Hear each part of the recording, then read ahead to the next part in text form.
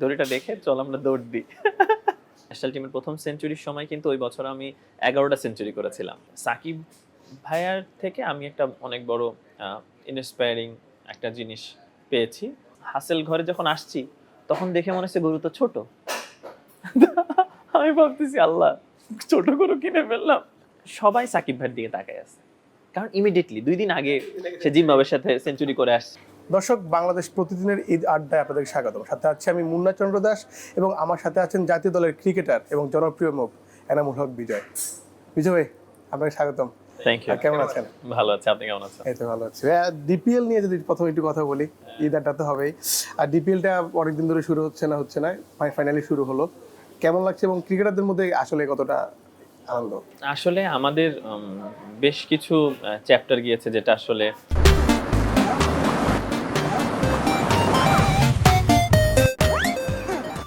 ভালো ছিল না, যেমন প্যান্ডামিক একটা চ্যাপ্টার, তারপরে আমাদের গভর্নমেন্ট চেঞ্জ হয়েছে, তারপরে একটা চ্যাপ্টার, সবকিছু মিলে তারপরে যখন ডিপিএল আসলে আমাদের খুবই আকাঙ্ক্ষিত একটা জায়গায় থাকে, যে টুর্নামেন্টটা আসলে অনেক জনপ্রিয় হয়, এবং যেহেতু এটা আসলে সবাই অন্যান্য টুর্নামেন্টগুলো অ্যাভেলেবেল থাকে না, খেলতেও পারে না অনেক সময়।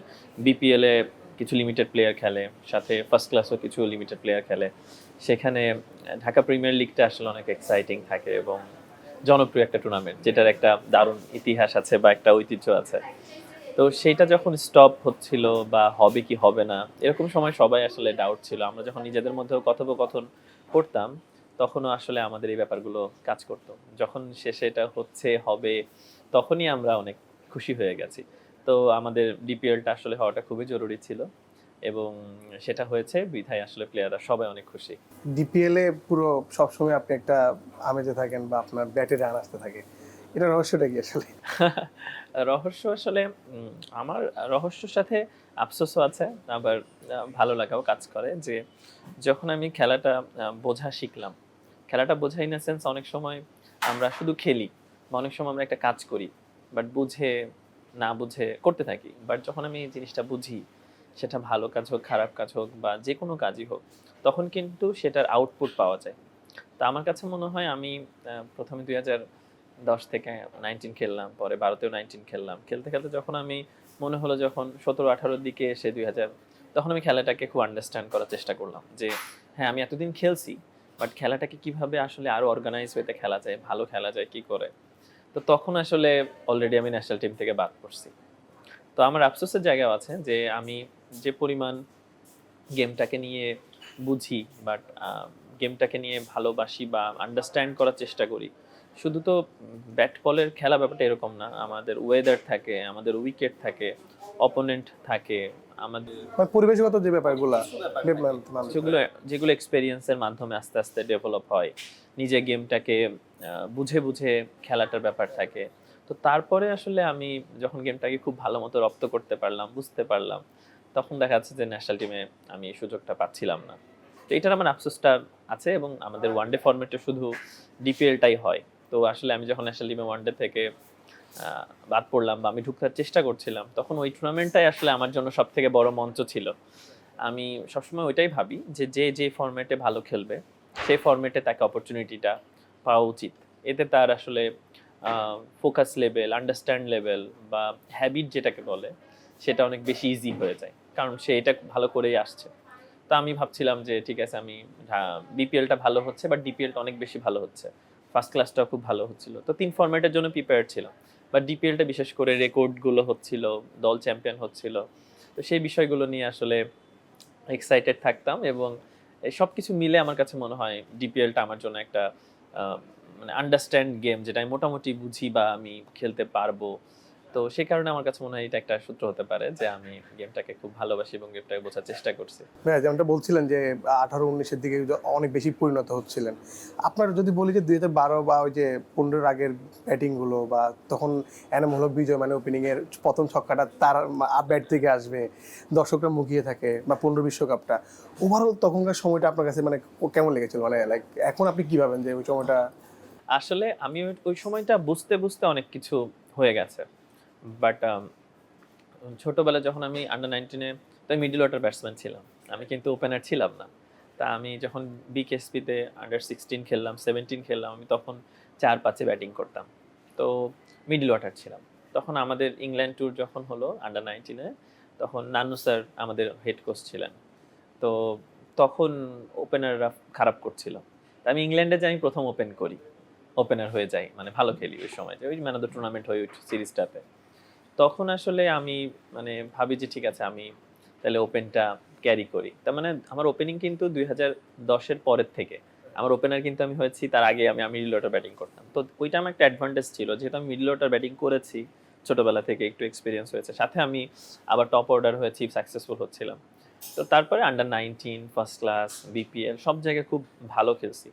তো ভালো খেলার হ্যাবিটটা আমার খুব দারুণভাবে কাজে দিয়েছে, যে আমি ভালো খেলছি ভালো খেলছি ভালো খেলছি, মানে ওই হ্যাবিটটা যেটা থাকে, যেহেতু ব্রেক পড়ে নাই, একদম টানা আমি 2006 থেকে প্র্যাকটিস শুরু, 8-10 19 ওয়ার্ল্ড কাপ, 12-তে ন্যাশনাল টিম, 13-14 ওয়ার্ল্ড কাপ খেলছি, 15 ওয়ার্ল্ড কাপে যাচ্ছি, মানে ইটস এ প্রসেস এবং দারুণ যাচ্ছে এবং সবকিছু আপনার আপনার নিয়ন্ত্রণে, মানে আপনার কাছে আসতেছিল লাইক।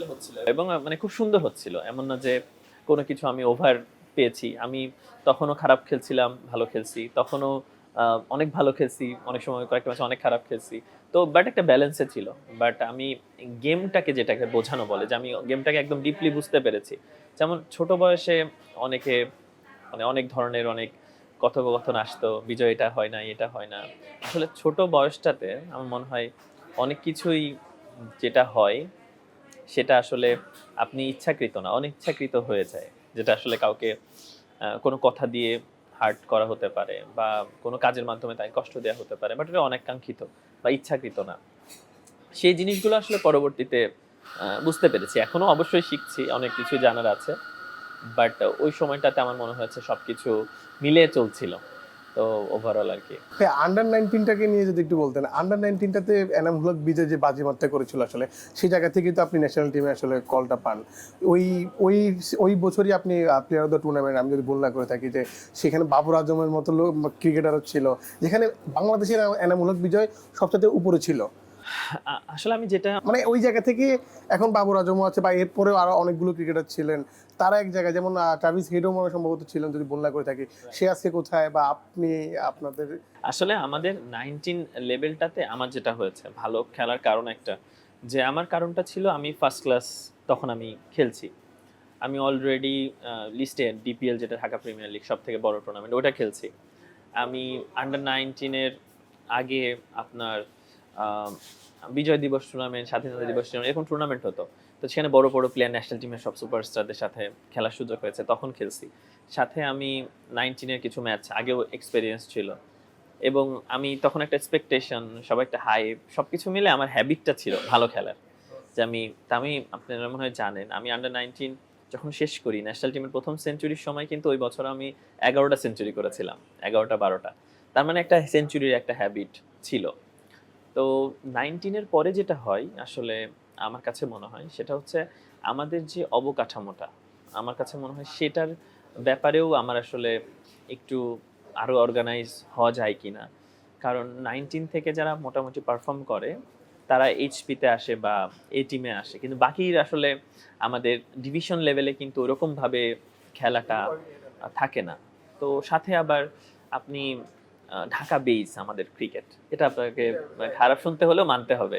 মিরপুর বেইজ, আপনি অন্য কোথাও প্র্যাকটিস করলেন, আপনার সবাই মনে করবে যে আপনি কোথাও প্র্যাকটিসই করেন না। তো আপনাকে মিরপুরে এসেই জিম করতে হবে, মিরপুরে এসেই প্র্যাকটিস করতে হবে, মিরপুরে ইনডোরেই থাকতে হবে, মিরপুর জিমেই থাকতে হবে। তাইলে মানুষ আসলে দেখে বা প্লেয়াররা দেখে বা অর্গানাইজার দেখে, হ্যাঁ, যে ওখানেই প্র্যাকটিস করছে। বাট তারা যে আরো কত কত প্লেয়ার আছে, তারা যে বাইরেও প্র্যাকটিস করছে, এটা আসলে চোখে পড়ে না। তখন এনসিএল আসে, বিসিএল আসে, বিপিএল আসে, টুর্নামেন্ট আসে, তখন আসলে সবাই আহ, দেখতে পারে পারফরমেন্সটা। তাছাড়া কিন্তু সারা বছর যে কি প্র্যাকটিস হচ্ছে, 19-এর পরে আসলে ওটা সুযোগ নাই। 19-এর সময় আপনার সব সময় ক্যাম্পে আছেন, ভালো ফুড পাচ্ছেন, ভালো কোচের আন্ডারে আছেন, আপনি ভালো মেন্টরের আন্ডারে আছেন, বিসিবির চোখে চোখে আছেন। আপনি যে কোনো ট্যুরে যাচ্ছেন, আপনার টেক কেয়ার হচ্ছে, যারা ট্যুরে যাচ্ছে না তারা এখানে টেক কেয়ার পাচ্ছে। বাট একটা টিমে তো 20 জন বা 30 জন বা 40 জনের যে গ্রুপটা, সেখানে তো আপনি 40 জনকেই পরবর্তীতে টেক কেয়ার করতে পারছেন না, কারণ ডিভিশনের ওরকম ভাবে এই নাই। যেমন আমি এবার খুলনা ডিভিশনে খেললাম, তা আমি ইনডোরে যেয়ে দেখি যে আমাদের ইনডোরটাতে অন্যান্য খাবার সার্ভ করা হচ্ছে বা ময়লা পড়ে আছে, ইনডোরটা ভাঙা। আবার আপনি যদি রংপুর ডিভিশনের ওখানে বলেন বা আপনি রাজশাহী ডিভিশন বলেন বা আপনি চিটাগং বা ঢাকায় প্র্যাকটিসটা কোথায় করবে? মিরপুর ইনডোর বাদে আসলে নাই। তো আমাদের প্লেয়ারদেরকে অনেক বেশি দোষারোপ করা হয় যে 19 এর পরে কোথায় হারাই গেলা। কিন্তু আমার 19 এর পরে তো অপরচুনিটিও দরকার যে আমি কোথায় প্র্যাকটিস করব, আমি কার কাছে প্র্যাকটিস করব, আমার আহ, আহ, কাদের আন্ডারে আমি প্র্যাকটিস করব বা আমার ইমপ্রুভমেন্টটা হচ্ছে কি হচ্ছে না সেটা কে দেখাশোনা করবে, বা এই ব্যাপারগুলো আসলে পরবর্তীতে কমে যায় এবং সাথে কম্পিটিশনও বাড়তে থাকে। 19 এর একটা এজ পর্যন্ত আপনি লিমিটেশন থাকে, কিন্তু তার পরবর্তীতে তো আপনার সিনিয়রদের সাথে খেলতে হবে, জুনিয়রদের সাথে খেলতে হবে, নিউ প্লেয়ার্স, এক্সপেরিয়েন্স প্লে, অনেক ধরনের একটা কমপ্লিকেটেড জায়গায় আপনাকে বিলং করতে হয়।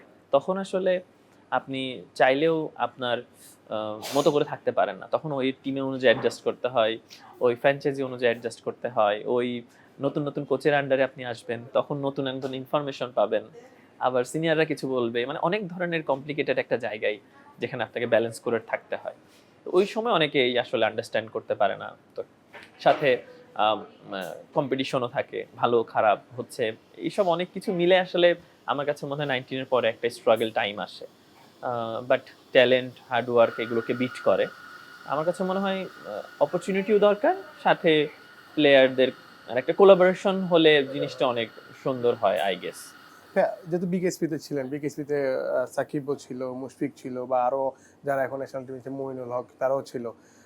মানে সাকিব ভাইয়ের সাথে বিসিবিতে আপনাদের কোনো মুহূর্ত ছিল কিনা যে বিকেএসপিতে দারুণ দারুণ কথা বলেছেন, এটা আমি একবার ইন্টারভিউতে বলেছিলাম। সাকিব ভাইয়ার থেকে আমি একটা অনেক বড় ইন্সপায়ারিং একটা জিনিস পেয়েছি। কারণ আমরা যখন, মানে সবারই তো একটা গোল সেট হয়, যে কোনো সেক্টরে কেউ জব করছে, বিজনেস করছে, তার তো 5 বছরের একটা ড্রিম থাকে যে 5 বছর পরে আমি নিজেকে এখানে দেখতে চাই। এটা সবাই মোটামুটি থাকে, কারো ছোট কারোর বড়। তো আমি যখন বিকেএসপিতে ভর্তি হলাম ক্লাস 6-এ, মানে 7-এ যখন প্রথম ভর্তি হলাম, তখন আমরা জানলাম মুশফিক ভাই চলে যাচ্ছে। মানে মানে মুশফিক আমার 7 ব্যাচ সিনিয়র, 7 ইয়ার্স সিনিয়র। তো তখন জানতে পারলাম যে ওনারা চলে যাচ্ছে, ইন্টার পরীক্ষা দিচ্ছে, চলে যাচ্ছে। ওনাদেরই ইমিডিয়েট জুনিয়র ছিলেন সাকিব আল হাসান। তো তো মুশফিক ভাইকে আমরা বিকেএসপিতে পাইনি, কিন্তু আমরা সাকিব ভাইকে ইন্টার পরীক্ষার সময় পেয়েছি। জান আমরা 7-এ, তখন সাকিব ইন্টার পরীক্ষা দেয়। তখন মানে ইন্টার পরীক্ষাটা উনি বিকেএসপিতে দেয়, আর ওনার হলো জিম্বাবুয়ে সিরিজ ছিল ইন্টারের পরীক্ষার পরপরই। ওই সময় উনি, বা ইন্টারের আগে, মানে উনি ন্যাশনাল টিমে খেলে। তো ন্যাশনাল টিমে খেলে, এখন আমরা সবাই টিভির রুমে জিম্বাবুয়ের সাথে ওনার 135টা সেঞ্চুরি, প্রথম সেঞ্চুরি মনে হয় ওনার, 135 রানটা আমরা দেখতে পারি, মানে আমরা দেখি। তার একদিন 2 দিন পরে উনি ইন্টার পরীক্ষা দিতে আসে বিকেএসপিতে। তো এরপরে আমি দেখলাম যে আমাদের ডাইনিং রুমে প্রায় সিট ছিল প্রায় 300, সবাই সাকিব ভাইয়ের দিকে তাকায় আছে। কারণ ইমিডিয়েটলি 2 দিন আগে সে জিম্বাবুয়ের সাথে সেঞ্চুরি করে আসছে, এখন এখন সবার সামনে। তো ওনার চুল একদম ছোট, তো একদম হ্যাংলা পাতলা, দেখতে শ্যামলা, তো ব্যাপারটা একদমই তো ছোট একদম চুল থাকতো। তো তখন আমাদের মানে সবার মধ্যে কেমন কাজ করছে জানি না, বাট আমার মধ্যে কাজ করছে যে এই যে 400 জন মানুষ সম্পূর্ণ বিকেএসপি ওনার দিকে তাকায় আছে, বিকজ অফ দ্যাট উনি এখানে থাকাকালীন অবস্থায় ন্যাশনাল টিমে খেলছে।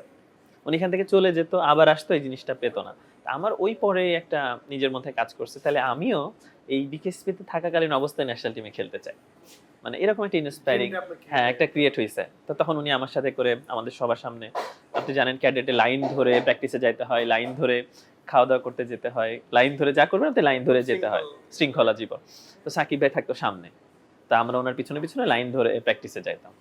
তো আমরা একদমই বাচ্চা। তো তখন আমাদের মনে হয়েছে যে এইরকম সম্মান পাওয়া যায়, এরকম একটা মেমোরিজ হতে পারে যদি আমি এখানে থাকাকালীন অবস্থায় ন্যাশনাল টিমে খেলতে পারি, তাহলে একটা বিশাল ব্যাপার হবে।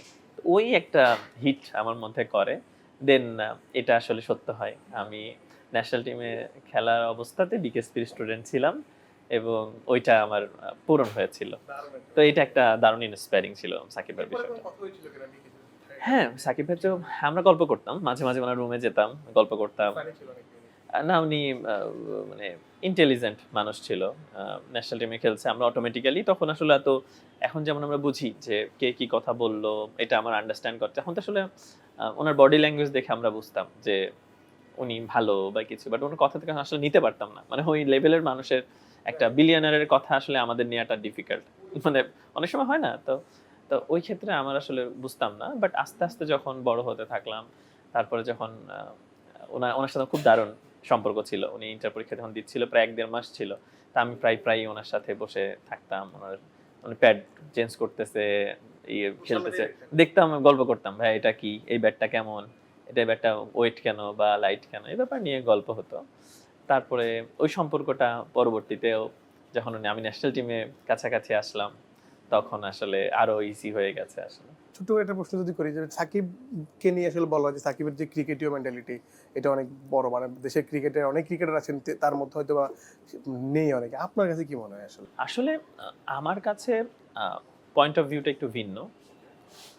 আমি আসলে গেমটাকে যেভাবে চিন্তা করি বা স্পোর্টসটাকে যেভাবে চিন্তা করি, সেভাবে অনেকে অনেকভাবে চিন্তা করেন। একেকজন একেকটা পয়েন্ট অফ ভিউ আছে। বাট আমার কাছে মনে হয় যে সাকিব আল হাসান যেভাবে চিন্তা করে গেমটাকে নিয়ে, এটাই আসলে রাইট ওয়ে। আর আমরা আসলে ওই ওয়েটার থেকে আমরা একটু খুব অর্ডিনারি ওয়েতে চিন্তা করি। হ্যাঁ, সেই কারণে আসলে আমাদের অর্ডিনারি মানুষের সংখ্যাটাই বেশি, এক্সট্রাঅর্ডিনারি সংখ্যা কম। বাট ওনার চিন্তাটাই আসলে আমার কাছে মনে হয় অনেক ক্ষেত্রে সঠিক, যেভাবে চিন্তা করলে ভালো হয়। তো আসলে সমাজেও আমরা অনেকেই অনেক অনেক দারুণ কথা নিতে পছন্দ করি না, নিতে চাইও না। আমরা সবসময় অর্ডিনারিকেই পছন্দ করি। এক্সট্রাঅর্ডিনারি হতে গেলে আমরা হয়তো জেলাস ফিল করি, আদার দেন আমরা কমেন্টস করে বসে থাকি। তো কিন্তু আমার মনে হয় ওনার চিন্তা ভাবনাটা ভালো, যেটা আসলে সবার ক্ষেত্রে ওয়ার্ক নাও করতে পারে। এটা এমন না যে সবার ক্ষেত্রে ওয়ার্ক করবে। আমার দরকারও নাই যে আমার একটা কথা সবার জন্য ওয়ার্ক করুক। যার দরকার আছে। সেই নিবে, যেমন আপনি যেমনটা দেখছিলেন যে 400 স্টুডেন্টের সামনে সাকিবকে নিয়ে এইভাবে দেখছে, আপনার তখন ড্রিম গেটেছে, আপনি কি করছেন বা আরো কয়েকজন করছে, তারাই আসলে সাকসেস হয় আসলে। তবে হ্যাঁ, ওরকম আবার অন্য কেউ চিন্তা করছে যে অন্যভাবে চিন্তা করছে যে, তো আবার কার জায়গায় কে সাকসেস এটা আসলে আমি নির্ধারণ করতে পারি না। আমি বলতে পারি না যে আপনি সাকসেস না বা আমি সাকসেস। মানে কেউ কার জায়গা থেকে আসলে কে সাকসেস কে না, এটা আসলে আমার কাছে মনে হয় না যে আমরা কোনো জাজমেন্টাল হওয়া জরুরি। আমার কাছে মনে হয় যে একজন মানে সিম্পল একজন কফি শপে যে জব করছে তার লাইফের সাকসেসনেস আমার লাইফের সাকসেসনেস এক হওয়ার দরকার নেই। তার লাইফে যদি সে দুবেলা খেয়ে ফ্যামিলির সাথে থেকে খুশিতে জীবন পার করতে পারে, he is successful, she is successful. তো আমি সাকসেসফুলের ডেফিনিশনটা এইভাবে মনে করি যে আমি আমার জায়গা থেকে যে সাকসেসফুল না এটাও বলা যাবে না, আবার আরেকজন যে সাকসেসফুল সেটাও বলা যাবে না। তো সাকিব আল হাসানের কথোপকথনগুলো এরকমই মনে করি যে সেইভাবে ডিসক্রাইব করে বা চিন্তা করে সেটা অনেকের জন্য, যেমন ওনার এখন একটা কথা আমার মনে পড়ে যে বলছে যে উনি একটু ন্যাশনাল টিমে তখন একটু হেলদি হয়ে গেছে, মানে পেটে একটু চর্বি আছে। উনি বলতেছে যে আম, যারা ব্যাটসম্যান 200-300 রান করার জন্য পেটে একটু চর্বি লাগে, না হলে ক্র্যাম্প করবে, শরীরে জোর পাওয়া যায় না, এই চর্বিটাই তখন কাজে দিবে। আমি ভাবতেছি যে কথাটা আসলে ভালো নাকি খারাপ বুঝতেছি না। আসলে আমি তো মানে একটু কনফিউজড। কারণ সবাই ভাবে যে বিরাট কোহলি সিক্স প্যাক টাইপের চিন্তা ভাবনা, না একটু বডি শডি টাইট হবে এরকম। আবার উনি বলতেছে যে একটু হেলদি হলে কি হয়, এটাও সত্যি যে আমি যদি চিকন চাকন হই তাহলে আমার চর্বিটা তো ওই সময় যে 200-300 রান করাটা ডিফিকাল্ট। আমি ভাবলাম যে ঠিক আছে, তাইলে আমি একটু খাওয়া দাওয়া করি। তো এইটা আবার উনি আরেকজনের কাছ থেকে ইন্সপায়ার হয়ে আমার এই কথাটা বলছে, কারণ ওইটা আমার জন্য একটু ওয়ার্ক করছে আসলে। কিভাবে ওয়ার্ক করছে যে আমি 2000 যেবার 1138 রান করলাম, তো আমি প্রচুর ক্র্যাম্পের ইস্যু আছে আমার শরীরে, আমার ক্র্যাম্পিং হয়, যেটা সচরাচর ক্র্যাম্প ওয়ার্ডটা সবাই জানে কিনা, মানে শরীরে টেনে ধরে। আমি যত পরিমাণই পানি খাই না কেন, আমার 50 ওভার ফিল্ডিং করার পরে আমি যদি আবার 30 ওভার 35 ওভার ব্যাটিং করি আমার ক্র্যাম্পিং আসে। তো অনেক অ্যানালাইসিস করছি, অনেক স্যালাইন, অনেক ফ্রুটস, অনেক ধরনের অনেক কিছু খাওয়ার পরেও দেখি ক্র্যাম্প আর কমে না। তখন রাতে একটু ভাত খাওয়া শুরু করলাম, একটু রাইস নিতাম যেন শরীরে পানি ধরে রাখে। এতে কি হয়েছে, আমি আর ক্র্যাম্প হয় নাই, ক্র্যাম্প বন্ধ হয়ে গেছে, কিন্তু আমার শরীরে ওজন বাড়ছে। 2-3 কেজি ওজন সম্পূর্ণ ডিপিএল শেষে দেখছি আমার 3 কেজি মতো ওজন বাড়ছে, কিন্তু আমার রানের সংখ্যাও তো বাড়ছে। তখন ভাবলাম যে দুইটারই ওয়ার্ক ভালো হয় আবার খারাপও হয়, তো ইফেক্ট সাইড ইফেক্ট। হ্যাঁ, এখন যে যেটা যেভাবে নিতে পছন্দ করে। ভাইয়া এবার একটু ঈদের আসি যে ছোটবেলায় আসলে এনামূলক বিজয় মানে কুরবানি ঈদে বিশেষ করে সেখানের অনুভূতি কি, যেহেতু গরু এইসব হাট বাজার আছে, ছোটবেলায় কোনো স্মৃতি আছে? আমি অনেক ঈদ একটু বাইরে করা হয়েছে, ঈদের সময় খেলা থাকতো। পাকিস্তানে একবার করলাম ঈদ, মনে হয় শ্রীলঙ্কাতে। পাকিস্তান ঈদ ওই যে আমাদের প্র্যাকটিস ছিল পরের দিন, না খেলে ম্যাচ ছিল। তো জাস্ট আর কি র্যান্ডমলি কোনো কুরবানি তো এরকম নাই, জাস্ট নামাজ পড়তে যাওয়া, দেন ব্যাক করা, দেন পরের দিন ম্যাচ ছিল, চলে গেছে। আর শ্রীলঙ্কাতে একবার ছিল, সেটাও সেম এরকম ঘটনা হয়েছে। অস্ট্রেলিয়াতে একবার মনে হয় এরকম ছিল। এরকম কয়েকবার এরকম 19 এর সময় মিস হয়েছে। তারপরে তো বাসাতেই কুষ্টিয়াতে আব্বুর সাথে করে হাটে যে গরু কেনা। আমরা 3 ভাই, আমরা 2 ভাই যেতাম, একটা ভাই তো ছোট ছিল। তো আব্বু আমি বড় ভাইয়ের সাথে যেতাম, ছোট ভাইকে অনেক সময় নিয়ে যেতাম। তো এইটা প্রতিবার একটা করে আব্বু গরু দেওয়ার ব্যবস্থা করতো এবং সুন্দরভাবে ঈদ পালন হতো। তো বড় হওয়ার পরে আমি তো ঢাকায় ঈদ করি, আমি তারপরে পরের দিন কুষ্টিয়াতে যাই বা আব্বু আম্মু আসেন। তো ঢাকায় ঈদ কুরবানি দেওয়া হয়। আর স্মৃতি যদি বলি, একটা ফানি স্মৃতি আছে। আমি 2020-21 মনে হয়, 4-5 বছর আগে আমি, আমাদের এখানে তো ইস্টার্ন হাউজিং একটা জায়গা আছে, তো এখানে আপনার গরুর হাট বসে। তা আমি গরুর হাটের সন্ধ্যার দিকে গেছি প্র্যাকটিস শেষ করে। আমার সিকিউরিটি একটা গার্ড আছে আমাদের বাসা, তো ওকে নিয়ে গেছি, চল আমি তো একাই, তোর সাথে করে যাই। তো ওকে যাওয়ার পরে আমি আহ, এখন গরু পছন্দ করতেছি, তো অন্ধকার, গরুর হাটের দিকটা অন্ধকার, ছায়ার মতো একটু অন্ধকার শেড থাকে। তা আমি গরু মোটামুটি পছন্দ হয়েছে, মনে হচ্ছে যে গরুটা ভালো। একটা বাজেট মাজেট বলছি, তো উনি রাজি হয়ে গেছে। আমার তখন থেকে মাথায় ঘুরতেছে কেন রাজি হইলো, আমি তো এমনি দাম বলছি। তো এখন উনি গরু নিয়ে আমার হাতে দড়ি ধরাই দিয়ে সামনে চলে গেছে। আমি মাস্ক পরা চশমা পরা জন্য ওরকম। এখন হাসেল ঘরে যখন আসছি, তখন দেখে মনে হচ্ছে গরু তো ছোট। আমি ভাবতেছি আল্লাহ, ছোট গরু কিনে ফেললাম, এর তো খারাপ হলো। কিন্তু গরু তো অন্ধকারে দেখলাম বড় লাগলো, উঁচা করে রাখছে, পা সামনের দিকে বালু দিয়ে উঁচা করে রাখে না, উঁচা করে রাখছে, গরু অনেক বড় মনে হচ্ছে। এখন সামনে যখন হাসিল ঘরের সামনে আনছে, তখন তো এই গরু ছোট। এখন আমি তো আল্লাহ, আমি কি করবো এখন? আমি কোনো মতে আমার এই সিগারেট বলতেছি, ভাই দড়িটা দেখে চল আমরা দৌড় দিই। তো মোটামুটি গরুটা রেখে দিয়ে আমরা কোনো মতে করে, বৃষ্টি পড়তেছে, আমরা কাদা মাদা পার করে মোটামুটি একটু দৌড়ের মতো করেই তাড়াতাড়ি, এই গরু তো আর নেওয়া যাবে না। পরে ওই দিন আর আমরা নিতে পারলাম না দৌড়। মোটামুটি হাটে আর যাইনি, আল্লাহ মাফ করে, ওই হাট থেকে কিনেই নাই, তা আমরা অন্য হাটে। তো তখন দেখতেছি, আমি পাশ থেকে দেখতেছি যে ওই লোক আমাদেরকে খুঁজতেছে যে আমরা কই, না আমরা তো দৌড়, আমরা নাই। এই কয়দিন আগের গল্পই তো, এটা একটা ঘটনা আছে যেটা ঢাকাতে খুব ফানি ছিল আসলে। মানে মানুষের ছোটবেলায় মতো গল্প থেকে আপনার আমার বড় হয়ে গেছে তো, পাগল মানুষ চেনে না, সর্বনাশ ছিল। ভাইয়া, এই যে এখন সালামির ব্যাপার কেমন যায়? সালামি তো মনে হয় সালামি তো রোজার ঈদে অনেক বেশি ট্রেন্ডি থাকে, কুরবানি ঈদে ওরকম ভাবে আসলে দেওয়া হয় না, নেওয়া হয় না, ওইটা সবাই কুরবানি বেস করে রাখে। বাট সালামি যখন রোজার ঈদ হয়, তখন আসলে সালামির ব্যাপারটা খুব দারুণ থাকে, ওইটা দেওয়াও হয়, নেওয়াও হয়। হ্যাঁ।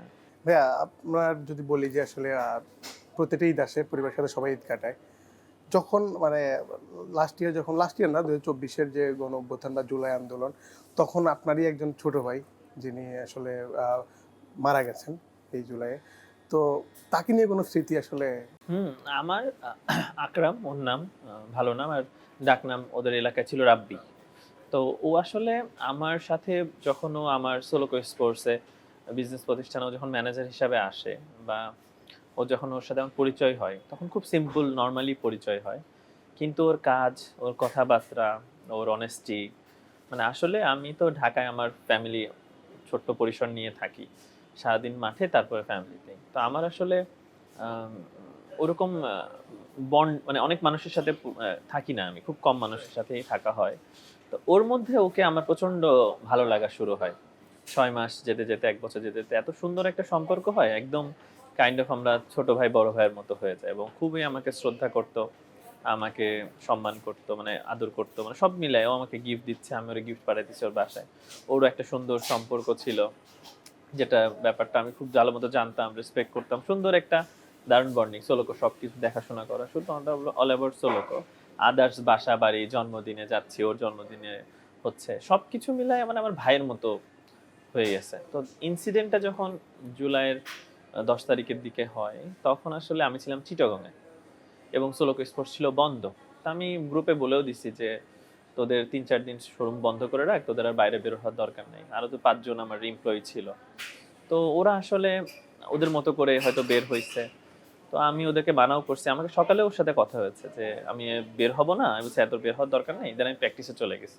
দেন দুপুরবেলা যখন আসছি তখন হঠাৎ করে ওর নাম্বার থেকে ফোন আসে, ফোন করে বলে যে ভাইয়া ও তো শুট শর্ট করছে।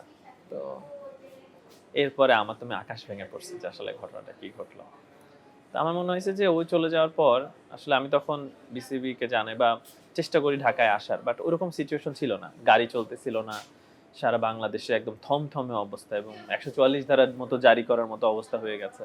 তো আসার কোনো ওয়েও নাই, ফ্লাইট বন্ধ, সবকিছু ক্যান্সেল।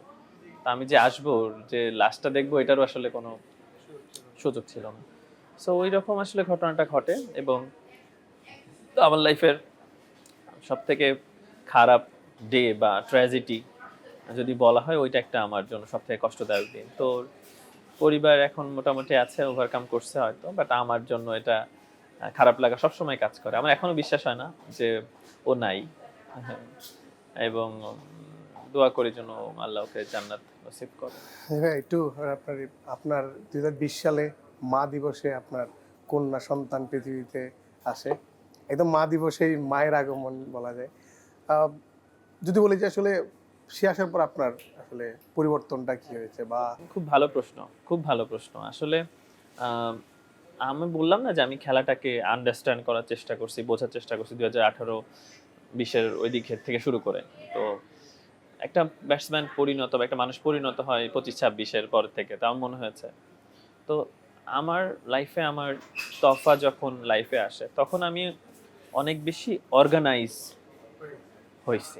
আমার কাছে মনে হয়েছে যে আমি আগে অনেক বেশি উড়নচণ্ডী বলতে, প্র্যাকটিস শেষ আমি আরো কাজ করে বেড়াচ্ছি, এদিকে যাচ্ছি ওদিকে ঘুরতেছি, এটা একটা পছন্দের জায়গা হয়েছে, ওখানে দেখে আসি কেমন, বা একটু গাড়ি নিয়ে বের হয়ে গেলাম, বা নিজের মতো করে নিজে। বাট ও আসার পরে সবকিছু একটু ব্যালেন্স, একটু ধৈর্য ধরা, একটু শান্ত প্রকৃতির হওয়া, লাইফটাকে আন্ডারস্ট্যান্ড করা, ফিনান্সিয়ালি কিভাবে কোনটা অ্যাপ্লাই করা উচিত, বা আমি যতটুকু টাকা ইনকাম করি সেটাকে কিভাবে ইনভেস্ট করলে ফিউচারের জন্য ভালো, ফ্যামিলি বলতে কি বুঝি বা কি বোঝায়, বাবা মা আমার জন্য কি করছে, এরকম অনেক কিছুই আসলে একটা ছেলের গড়ে ওঠার জন্য সহজ হয়।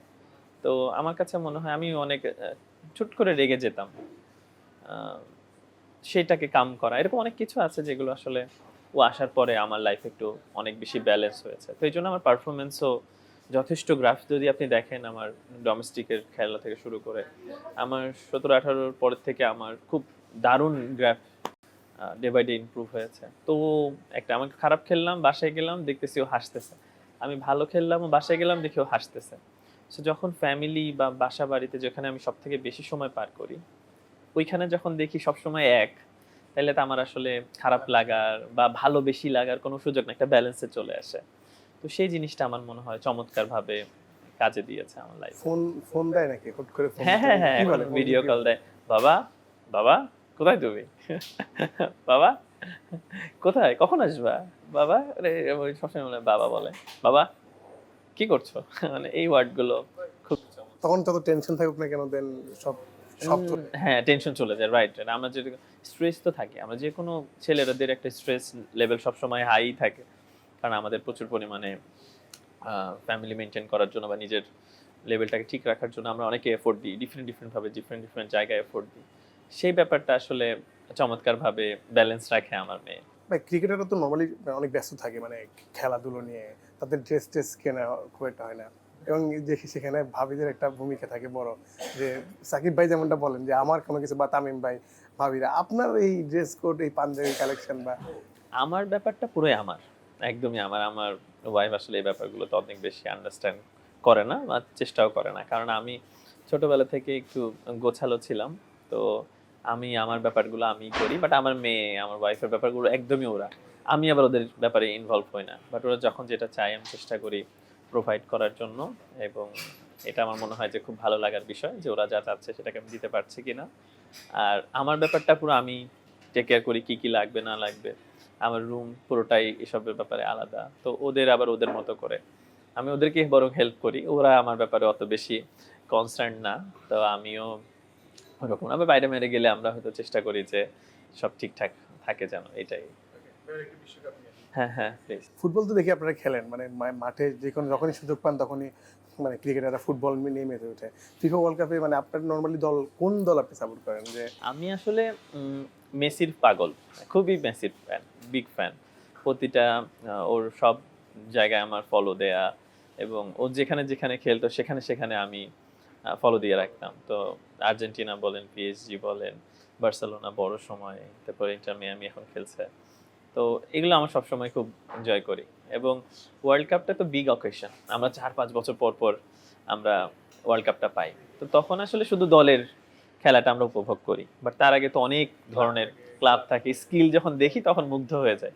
তো তখন আসলে মনে হয় যে সুপার হিউম্যানের মতো আসলে প্লেয়ার, সারা ওয়ার্ল্ড যার দিকে তাকায় আছে সে গোল করতেছে, এটা ডিফারেন্ট একটা দারুণ ব্যাপার লাগে। তো ইন্টারেস্টিং লাগে যে খেলাটা মাত্র 90 মিনিটের গেম, এর মধ্যে দারুণ দারুণ মুহূর্ত তৈরি হয়, মানে তো এটা অ্যাপ্রিসিয়েট করার মতো। এবং সে একজন অদ্ভুত, ওয়ার্ল্ডের সারা দুনিয়ার সর্বকালের সেরা একজন ফুটবলার। তার সময়কার আমরা, আমার জেনারেশন ওকে খেলা দেখছি, এটা আসলে দারুণ লাগে। এই জন্য আসলে আর্জেন্টিনার ফ্যান বলতে গেলে। এর আগে তো 36 বছর কাপ জিতে নাই, তখন কি ট্রলের মানে আড্ডায় ট্রলের শিকার না হয়েছেন কিনা? আসলে মানে আমরা আমরা আসলে আর্জেন্টিনা ব্রাজিলের এই কথোপকথন থাকবেই, আর এটা থাকুক, এটা আমরা সবসময় চাবো। ইন্ডিয়া পাকিস্তান, যতই পাকিস্তান খারাপ খেলুক, হাইপ না থাকুক, বাট ইন্ডিয়া পাকিস্তান যখন খেলা হয় তখন একটা প্রতিদ্বন্দ্বিতা থাকেই। তো সেম ওয়ে আমার কাছে মনে হয় যে আর্জেন্টিনা ব্রাজিল, আপনি এই 2 বছর আগেও 4 বছর আগে যদি ওয়ার্ল্ড কাপ না পেতো মেসি, আমাদের সারা জীবন হয়তো শোনা লাগতো, ট্রোলের পিছনে থাকতে হতো। সো এই ব্যাপারটা নিলে আমার মনে হয় যে এখন নিউট্রাল ভেন্যুতে আছে, মনে হয় নিউট্রাল অবস্থাতে আছে। আমার মনে হয় এবার ওয়ার্ল্ড কাপটা খুব দারুণ আমরা উপভোগ করব। কাকে মানে কার হাতে দেখতে চান? অবশ্যই আবার মেসির হাতে দেখতে চাই। আমি আসলে চাবো মেসির, কারণ মেসির, আপনি শুধুমাত্র মেসি না, এখন আপনি যদি আর্জেন্টিনা টিমটাকে দেখেন, বিউটিফুল বিউটিফুল টিম, মানে যেটা আসলে সব দিক থেকে এক্সপেরিয়েন্স বলেন, সব জায়গার প্লেয়ার বলেন, লেফট উইং বলেন, রাইট উইং বলেন, ও তো অ্যামেজিং। তো is character is different, different character লেভেলের মানুষ। এটা দারুণ এনজয় করি। আসলে আমাদের তো আর পার্সোনালি দেখার কারোর সুযোগ নাই। আমরা যখন ওরা কথা বলে বা তাদের ভিডিও ক্লিপগুলো দেখি বা ড্রেসিং রুমের গল্পগুলো যখন তখন বুঝি যে না, দে আর ডিফারেন্ট, তারা অন্যভাবে চিন্তা করে। তো সেক্ষেত্রে বলি যে হ্যাঁ, আর্জেন্টিনার খেলাটা আমি খুব ভালো। তাছাড়া আমার জার্মানির খেলা খুবই চমৎকার লাগে, খুবই এগ্রেসিভ। স্পেন যেমন খুব গোছানো ফুটবল খেলে, খুবই গোছানো। ফ্রান্সের এগ্রেশনও সুন্দর, সাথে আপনার ব্রাজিলের ছন্দটা অনেক সুন্দর, কি সুন্দর করে খেলে। আর এবং নেইমার আছে টিমে, আমার দেখে খুব ভালো লাগছে। তো এবং পর্তুগালের খেলাও ভালো লাগে, যেহেতু ক্রিস্টিয়ানো আছে অনেক বড়। রোনালদো বিশ্বকাপটা ওর হাতে আসে না, এটা নিয়ে মানে কার হাতে? চান্স কম, চান্স কম, আমার মনে হয় চান্স কম, কারণ France one of the competitor, Brazil one of the competitor, Germany always better, France always, Mexico, they are very good side. তা আমার মনে হয় পার্টিকুলার ডেতে পর্তুগাল কেমন করে দেখার বিষয়, বাট আমার আর্জেন্টিনা তো আছেই, দে আর ভেরি গুড। সো বোঝা যাচ্ছে না, আমার কাছে মনে হয় খুব দারুণ একটা ওয়ার্ল্ড কাপ হবে, কারণ এখানের পরে জেনারেশনগুলো নতুন নতুন প্লেয়ার পাবে। এখনকার যে জেনারেশন আছে, আপনি বড় বড় যে নাম ধরেন, নেইমার, এমবাপ্পে, রোনাল্ডো থেকে শুরু করে অনেক বড় বড় প্লেয়ার আছে। সো এই জেনারেশনে এই বড় প্লেয়ারের পরে আবার বড় প্লেয়ার কবে কারা আসবে, তো সে কারণে আমার মনে হয় এই 2026 ওয়ার্ল্ড কাপটা ডিফারেন্ট হবে। এবং আরো একটা কারণ ডিফারেন্ট হয় কিনা যে এবার তিনজন গ্রেট একসাথে খেলবে, লাইক যদি মানদণ্ড হিসেবে করি মেসি, রোনালদো, নেইমার তিনজন একসাথে খেলবে, এটা একটা গ্রেট অপরচুনিটি কিনা আমাদের জন্য, যে যারা ফুটবলটাকে হ্যাঁ হ্যাঁ হ্যাঁ, আসলে ফুটবল তো চমৎকার একটা গেম, যেটা আসলে সবাই উপভোগ করে, সারা ওয়ার্ল্ডের মানুষ এটা এনজয় করে। ফুটবল অনেকে, ক্রিকেট হয়তো অনেকে কম দেখে, হয়তো 20টা টিম 20টা দেশ দেখতেছে, বাট ফুটবল মানে তো যত দেশ আছে দুনিয়াতে সবাই ফুটবল এনজয় করে, তো সেটা অবশ্যই দারুণ ব্যাপার। আমরা একদম অনুষ্ঠানের শেষ পর্যায়ে আসছি, জাস্ট আপনি যদি একটু ঈদের বার্তাটা একটু দিতেন, যে দর্শকদের, আপনার দর্শকদের উদ্দেশ্যে, ঈদটা যেহেতু সুন্দরভাবে কাটায়, যেহেতু অনেক ঈদের সময় আমরা অনেক দেখি অনেক দুর্ঘটনা বা এই ব্যাপারে আমার একটু সিম্পল একটা বলার আছে যে আমাদের সময়ের মূল্য অনেক বেশি, যেটা আমরা আসলে সবাই সময়ের আগেই অনেক কিছু করতে চাই। আপনারা খুব সাবধানে আপনাদের বাসায় যাবেন, আপনার ফ্যামিলির সাথে সময় কাটাবেন, অনেক তাড়াহুড়া নেই। আপনার মনে রাখবেন, আপনার জীবন আসলে আপনার কাছে কতটুকু মূল্য হবে জানি না, বাট আপনার যে ভালোবাসার মানুষ বা আপনাকে যে দেখতে চায়, আপনাকে যার জন্য, আপনার জন্য যার কাছে অনেক দোয়া ভালোবাসা আছে, তারা আসলে চায় আপনি সহি সালামতে পৌঁছান। তো আপনার জন্য অবশ্যই শুভকামনা, এবং আপনারা খুব সাবধানে বাসায় যাবেন, সুন্দর করে ঈদ করবেন, আবার সুন্দরভাবে ব্যাক করবেন, কিন্তু সবকিছুই করবেন সাবধানে। আশা করি আপনাদের যাত্রা সুন্দর হবে, ঈদ ভালো কাটবে। আমার জন্য দোয়া রাখবেন, সবার জন্য দোয়া রাখবেন। ভাইয়া অনেক ধন্যবাদ আসলে বাংলাদেশ প্রতিদিনকে সময় দেওয়ার জন্য, এবং আপনাকে আসলে পাওয়া যাচ্ছিল না খুব একটা। তা এই যে মানে ঈদের সময় আপনি সময় দিয়েছেন, এর জন্য অবশ্যই কৃতজ্ঞতা, এবং আবার দেখা হবে ইনশাল্লাহ। দর্শক এতক্ষণ শুনছিলেন এনাম হক বিজয়ের নানা গল্প, সেই বিকেএসপি থেকে আন্ডার 19 সাকিবের গল্প, কিংবা তার ঈদের গল্প, এবং ফুটবলে লিওনেল মেসির কথা, জাদুকরী ফুটবলার, তাকে নিয়েও তিনি অনেক গল্প শেয়ার করেছেন, জানিয়েছেন। সব মিলিয়ে আপনাদের কাছে কেমন লেগেছে জানাতে ভুলবেন না বাংলাদেশ প্রতিদিন স্পোর্টসের কমেন্ট বক্সে।